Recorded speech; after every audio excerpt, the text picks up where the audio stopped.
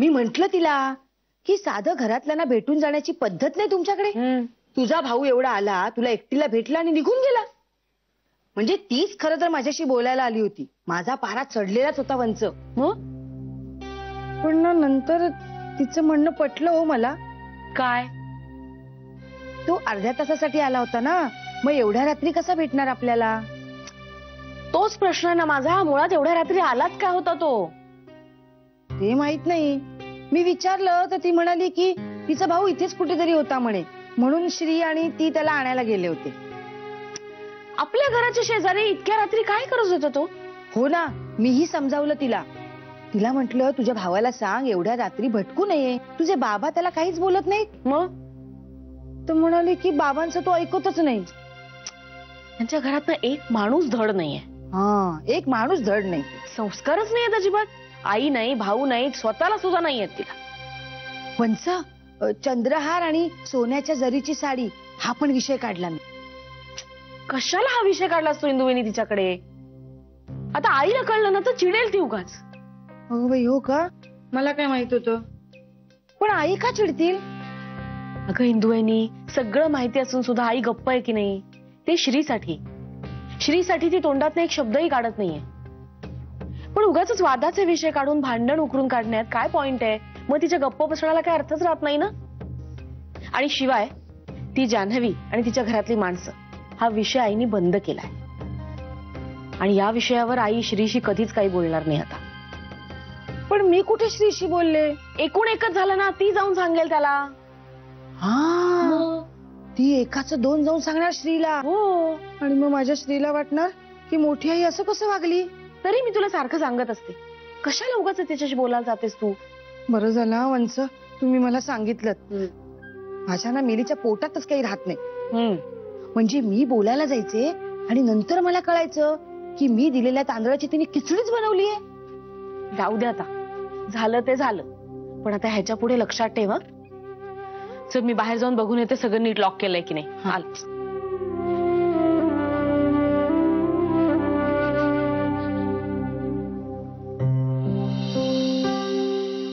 All right, मी असं करतो, मी माझ्या माणसांशी बोलून घेतो आणि लीगल डिपार्टमेंटचा सल्ला घेतो. मग आपण पुढच्या आठवड्यात एक डेट फायनल करू आणि मीटिंग करून टाकू. हा, इन द मीनवाईल जी काही डॉक्युमेंट्स राहिलेत ना तेवढी फक्त माझ्याकडे पाठवून द्या. ओके? Okay sir. आणि वर्करणी बघता मला काही प्रॉब्लेम वाटत नाहीये, पण घ्या चहा घ्या. तुम्ही? हो नाही, माझा आत्ता घेऊन झाला. घ्या घ्या.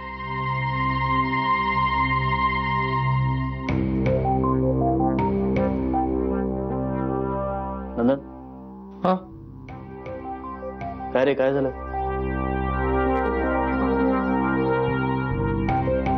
काय रे नंदन, बोल ना. साहेब, भागीरथी मॅडमने घरी बोलवले. तुला? हो. कधी? आज.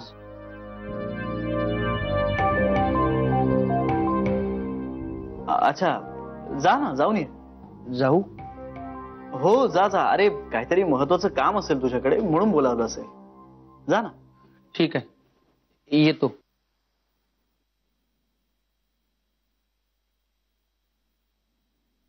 ऑलराईट, बाकी सगळं बघितलेलं आहेच. मी साईटवरती माणूस पाठवतो आणि मग पुढची प्रोसेस करू. भागीरथी मॅडम घरी बोलवले. बघ, काही विसरले नाहीये ना मी? हे तू मला विचारतेस. आली आली, चल चल चल. जान्हवी, एक मिनिट थांब. एक मिनिट. हा, हे काय आहे? अगं ऑफिसला निघालीस ना, पहिला दिवस ना आज तुझा? नाही, पहिला दिवस नाही आहे. अगं लग्नानंतरचा पहिलाच दिवस ना. शब्द छान आहे ग. ह्या घरातून पहिल्यांदाच चालली आहेस ना ऑफिसला, म्हणून ओवाळतोय. आम्ही ना असं काहीतरी कारण काढून श्रीला पण ओवाळत असतो अधून मधून. हो, पण तो हल्ली चिडतो ना, म्हणून त्याच्या वाटेला नाही जात. तुला चालेल ना ग? हो हो, चालेल. ही शहाणी मुलगी आहे. हो ना.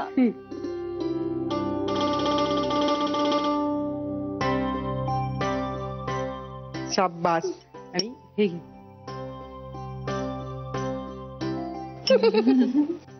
पाया हा इकडे दे. पड पड पड पड. दोघींचा एकच नमस्कार केला तरी चालेल. सुखी राहा. छान मन लावून काम कर. हे घे. ए थांब, तुझ्यासाठी डबा. हे घे डबा. पर्समध्ये ठेव. थँक्यू. नीट मन लावून काम कर. आणि तुझ्या बँकेत जर काही गणित असेल आणि त्याच्यात काही बेरजा वजाबाक्या असतील ना तर त्या नीट कर. हा शरयू चहा दे. चहा आणते.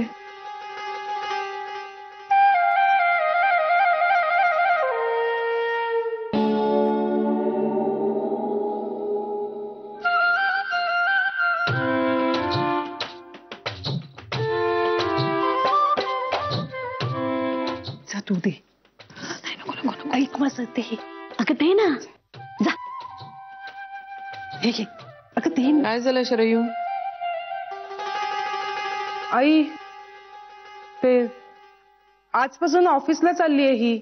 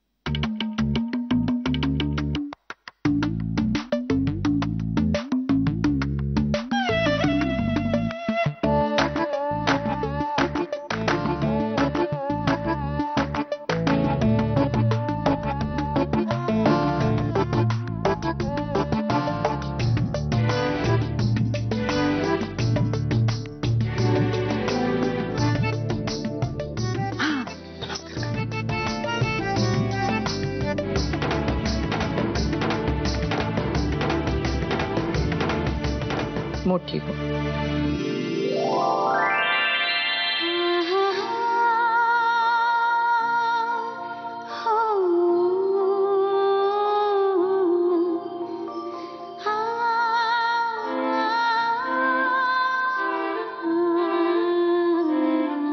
येते.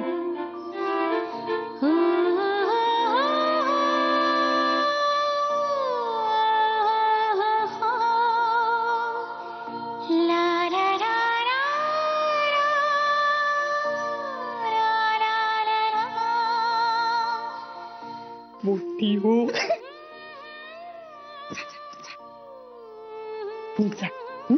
सुट्टे पैसे वगैरे आहेत ना? हो. जा. खुश झाली बघ एवढी.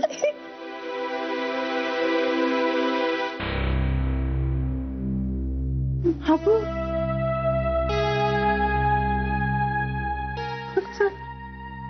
नंदन तू. मॅडमनी बोलवलंय. ओ काय नाही. जा तुझा. हा उशीर होईल. जा. Bye bye. येते.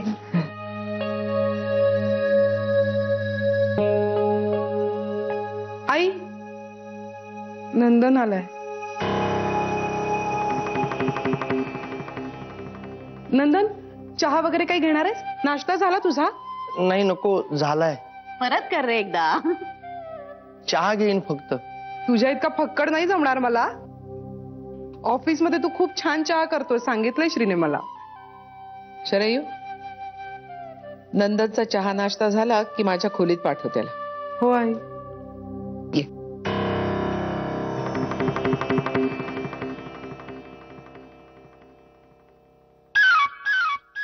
तुला आईंनी बोलावलंय? हो. का रे? माहित नाही. काय केलंस तू? काही नाही केलं. मग का बोलावलंय? माहित नाही. वाट लागली आता तुझी. म्हणजे 100 भरली तुझी. काही नाही रे, टेन्शन नको घेऊ. तुझा मला खूप टेन्शन आलं. आम्ही आहोत ना. चहा आणते गरम गरम तुझ्यासाठी. जा बोल बिंदास.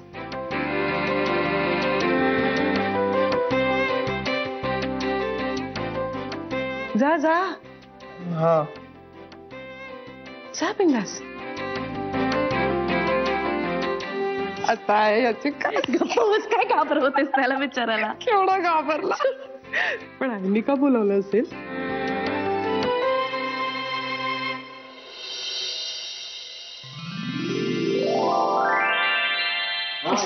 कशी आहेस? मस्त.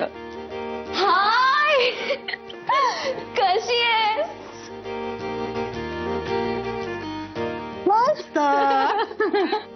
जान्हवी ताई किती दिवसांनी आलीस? हो ना रे, खरंच आम्ही सगळ्यांनी किती मिस केलं तुला माहितीये.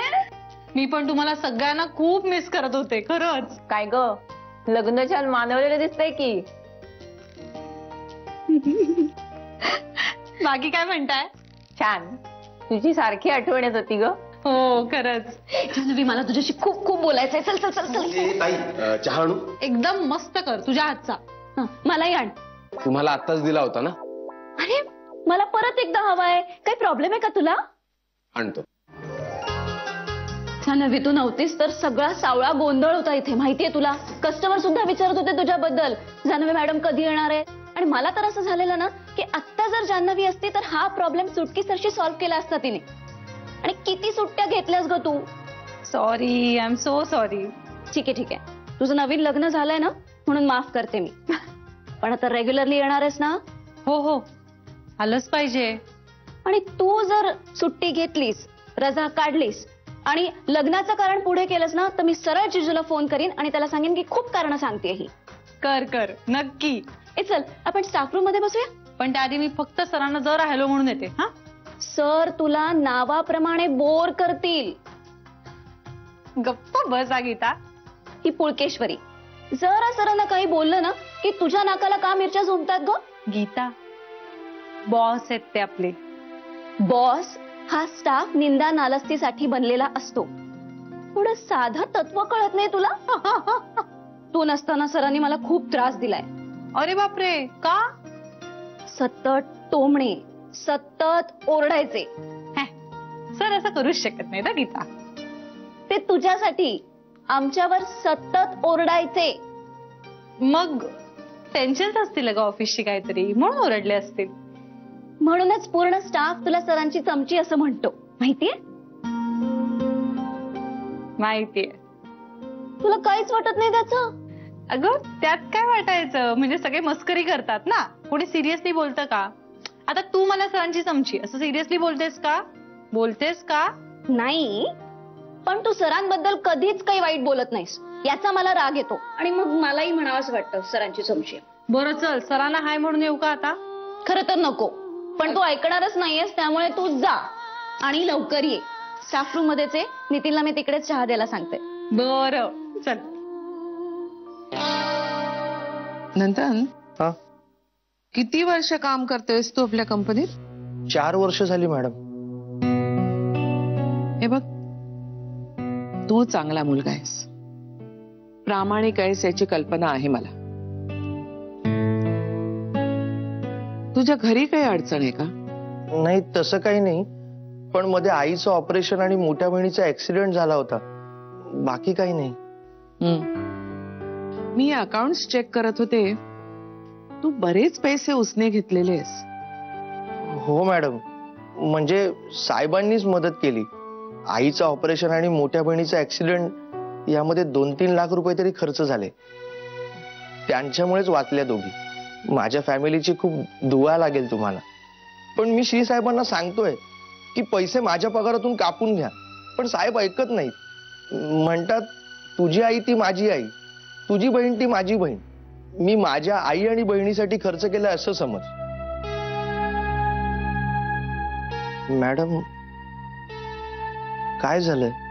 नाही झालं काही नाहीये, ते ऑपरेशनचं वगैरे ठीक आहे, तुझ्या भाच्यांच्या शाळेची फी श्री भरतोय ते पण ठीक आहे, पण तू परवा 50,000 रुपये उचललेस त्याची नोंद का नाही अकाउंट मध्ये? मी 50,000? हो. हे बघ, तुझी अडचण असेल तर घ्यावेत उसने पैसे, त्याला माझी ना नाहीये. आमच्याशिवाय तुला तरी कोण आहे? अरे पण ती परतफेड झालेली दिसली पाहिजे ना. असे पैसे उसने देत राहणं कंपनीला तरी परवडणार आहे का? बरोबर आहे मॅडम, पण मी साहेबांना कितीतरी वेळा सांगितलंय, पण साहेब ऐकत नाहीत. त्याचा स्वभावच तसा आहे. पण यापुढे मी लक्षात ठेवील मॅडम. पण तू 50,000ची उचल घेतलीस कशाला? मॅडम मी 50,000 रुपये नाही घेतले. श्रीनी सांगितलं मला परवा काहीतरी ती कॅश दिली ना 50,000ची.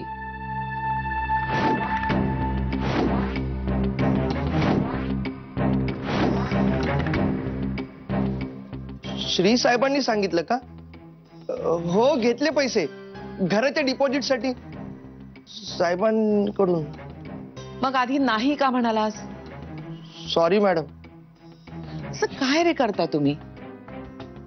श्री ढिला वागतो तर तुम्ही तसंच वागणार आहात का पैशाच्या बाबतीत? नाही मॅडम. हे बघ, यापुढे ह्याची परतफेड झाल्याशिवाय तुला पैसे उसने मिळणार नाहीत. हो मॅडम. पगारातून शक्य तेवढे कापून घ्या म्हणावं, कळलं?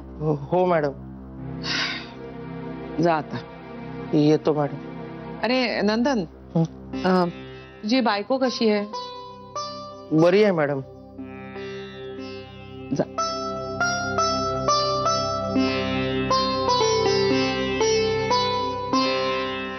मी काय रिकामाच असतो तुझ्या फोनसाठी? काय हवंय? झुरळांसाठी पावडर आणू? आणतो ना, आणतो. खरंच स्मिता, मला तुझं इतकं कौतुक वाटतं. किती सहृदयी आहेस तू. स्वतः पावडर लावतेस ती लावतेस, वर झुरळांसाठी सुद्धा पावडर आणायला सांगतेस मला. बरं, कुठली शेड आणू? तुझ्या शेडच्या एक वरची आणू का काय? ती सॉरी नाही, घेऊन येतो पावडर घेऊन येतो. हे नाही, हे बघ, पावडर नाही आणली तर जेवायला देऊ नकोस. बस, नक्की आणतो पावडर आणतो नक्की. हॅलो स्मिता, मीटिंग आहे. हॅलो ऐकत नाही. मीटिंग. हो.